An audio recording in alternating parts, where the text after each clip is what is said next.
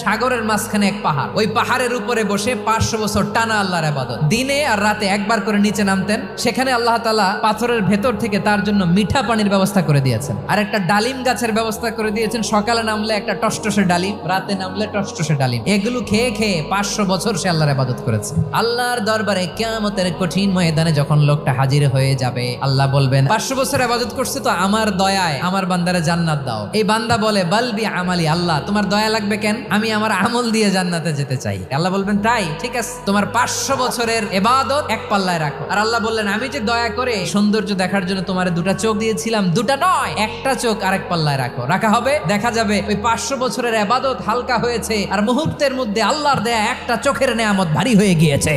ফলাফল দেখো, হিসাব বলে তুমি এখন জাহান্নামে যাবা, যাও এবার জাহান্নামে যাও। এবার লোকটা কাচুমাচু করে বলে আল্লাহ এবার আমি বুঝতে পেরেছি তোমার দয়া ছাড়া দুনিয়ায় কেউ জান্নাতে যেতে পারবে না।